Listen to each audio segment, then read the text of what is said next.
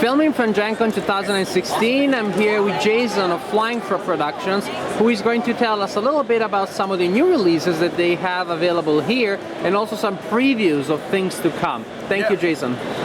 So at GenCon here, for the first time, we're showing off the new Shadows of Brimstone Otherworld expansion, Deluxe Otherworld, Trederra.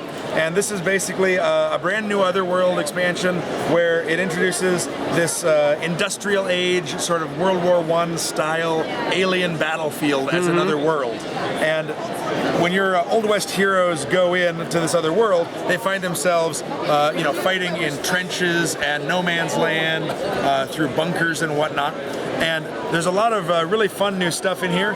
There's 4 new enemy types you can encounter. There's the Trederran Legionnaires, the Trederran Mutants, where their suits have kind of gotten cracked and they've become irradiated and have grown all tentacles and out of control mutation.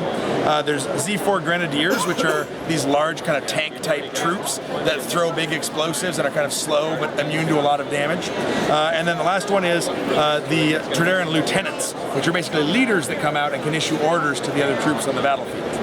Another thing that's really fun with Trederra is it adds a new sense of cover to the game. So you actually get plastic pieces of cover terrain. Nice. And so while you're exploring the battlefield, you can have shootouts with the enemies hiding behind cover and taking shots across the way. I love that tactical aspect. Yeah, and there's also a lot of new weapons that the Trederrans will use on you. They've got weapons of war, so they have machine guns and special grenades or flamethrowers.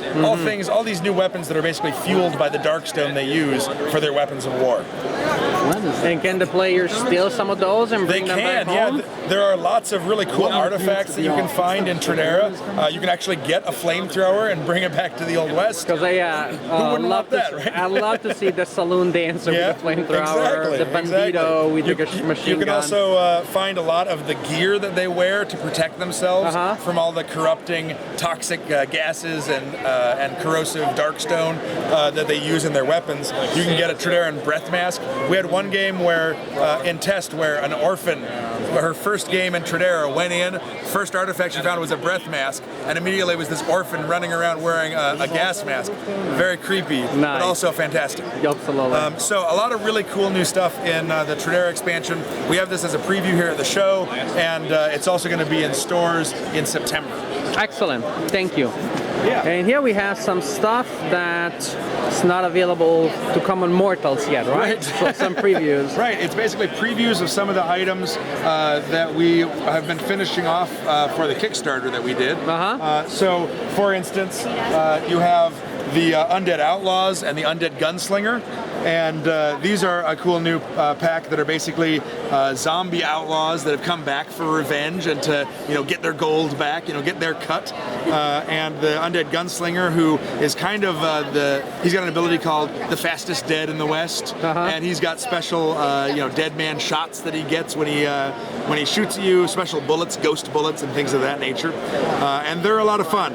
And this is one of the deluxe enemy packs, which means that it's not just a group of enemies or a couple of groups of enemies, it's actually a deep dive into those enemies. So there's new gear that are themed for them, new encounters that are themed for them, 2 new missions that are themed around those enemies. So it's a lot of cool new cards that are specifically themed for Undead Outlaws. Excellent. In a similar vein, we have here the Flesh Stalker and his flesh drone minions. Ooh. He's basically a sinister alien scientist who travels between space and time and harvests DNA that he can use in his evil experiments, and building these flesh drones to be his minions. They're sort of cobbled together from pieces of different people and creatures he's encountered to do his bidding. And so he actually has, when you fight him, he has this belt of tools that are his tools of terror. And so he's got a little deck of tools of terror cards. And so every turn you draw a card from the deck to see which tool he pulls off his belt to use on you that turn. He's like the bat belt, but evil. Exactly. And he also, when you get this deluxe enemy set, you normally fight the Flesh Stalker as an epic threat, but he actually has a way of fighting him as a normal threat that you'll come across in the mines or in another world, that's called a Fleshstalker confrontation. And basically, he has some sort of special plan or special goal, mission that he is on. And so you draw a fiendish goal card, and he might have come back in time to alter history, or maybe he's trying to collect biomaterial. And on the card, it tells you a little bit of story about what he's trying to do. It tells you what he needs to do to accomplish his objective, and what you need to do to stop him. And so it's a fight against the Fleshstalker, but it's a themed fight where he can actually win by accomplishing his goals. Nice. And so you have to stop him, and if you fail, then of course something bad happens, and you know, lots of bad things can happen to your heroes in Shadows of Brimstone. Excellent. Another one we have here, and is the Allies set, which introduces new helpers that you can use for your heroes down in the mines and in other worlds. And we actually have a henchman right here in costume. You can see, ready to follow henchman. you, ready to follow you on your adventures. And so with the Allies, it basically introduces 4 new types of allies that you can use. There's a faithful dog that can run ahead and explore pathways. He's got an ability called Sniff Sniff that can help you scavenge. Everyone on his map tile gets better at scavenging. He can also bark at enemies to reduce their effectiveness. You've got a pack mule which can carry items for you down in the mine, or you can even carry your pack mule, of course, into other worlds. You know, pack mule trudging through the swamps of Jargona. Or you can get a blacksmith that can actually use the darkstone that you find during an adventure to boost your attacks. But perhaps one of the most fun is the henchmen. The henchmen, there's actually 3 henchmen in this set, and they're sort of kind of hero wannabes. They're low-level characters that just want to get rich quick, and so they're mercenaries. You hire them on each adventure, and they're very expendable. If there's a dark passage and you hear a really nasty noise down there, you can say, you know what, why don't you go check it out, Buford, and go down there and see what's down the hall. And so basically in-game, they can fight alongside you, but anytime you get a depth event, which can be really bad, you know, ambush attacks or things like that, or if you get a darkness card or a growing dread card, you can choose one of your henchmen and use his check it out ability to roll to see if he can cancel it. And he might cancel it and say, oh, it's all clear, boss, no problem.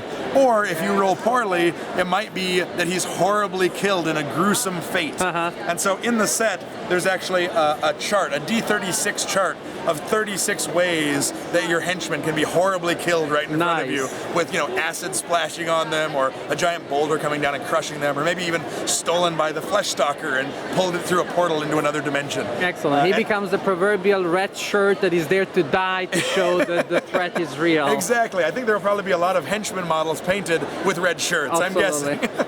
So another set of pretty cool things that we have at the show as previews are, we actually have 6 of the new hero classes that are available. And so these are full new hero classes that you can play as.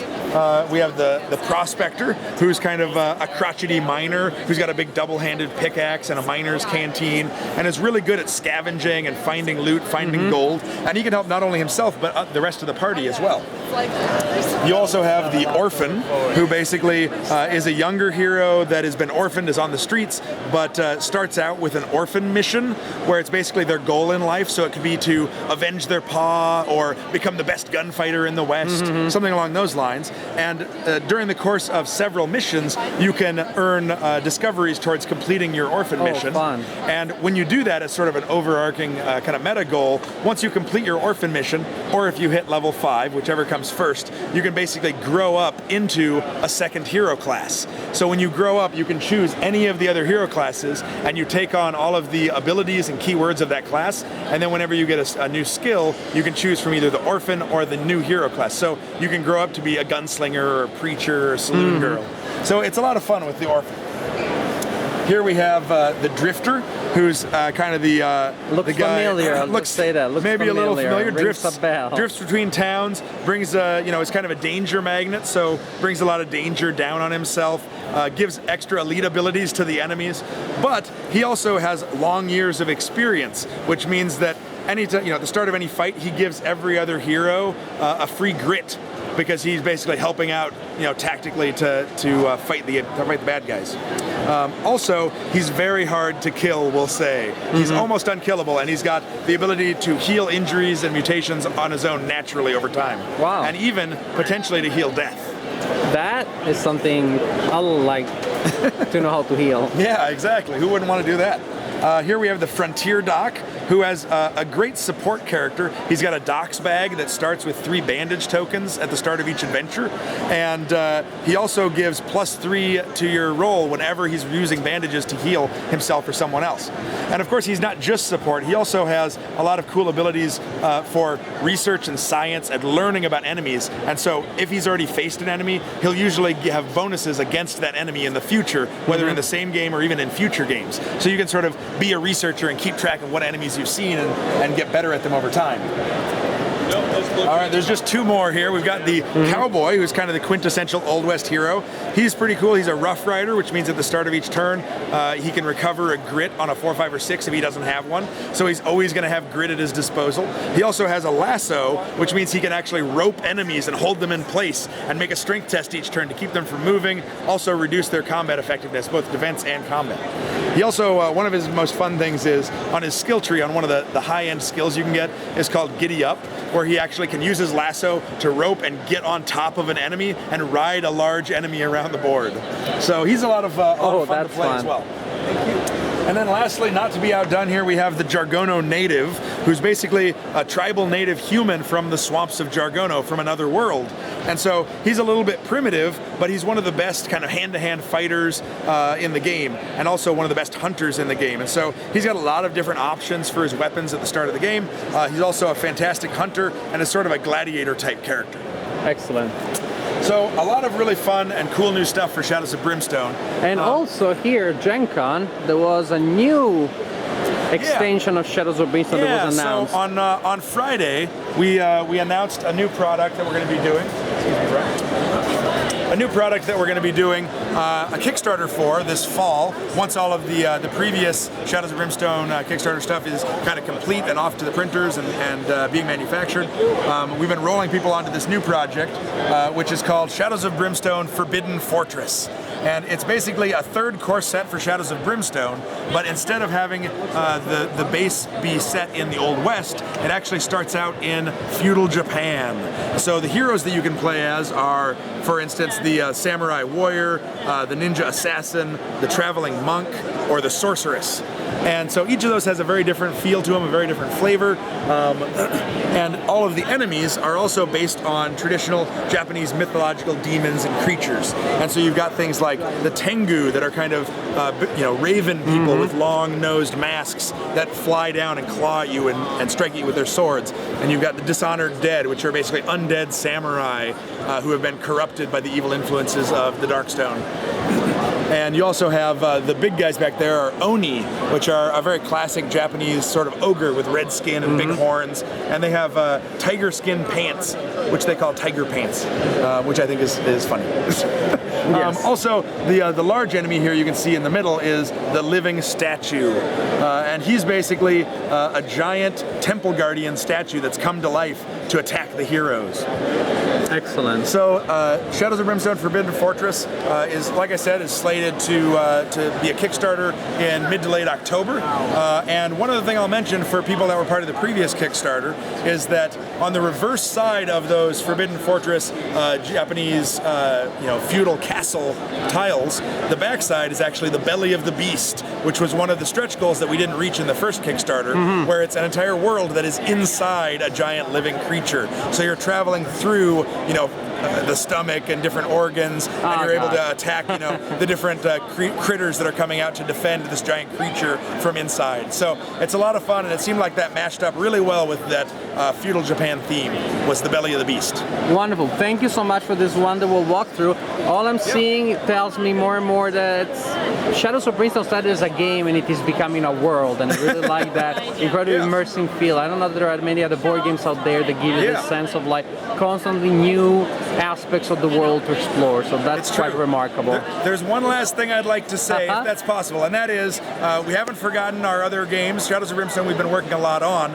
but we've got a lot of cool new stuff coming for the other games as well. And next year, 2017, is actually the 10-year anniversary of Last Night on Earth, and so there's going to be a lot of cool new stuff starting with Last Night on Earth for the 10-year anniversary. Excellent. Thank you so much. Thank you.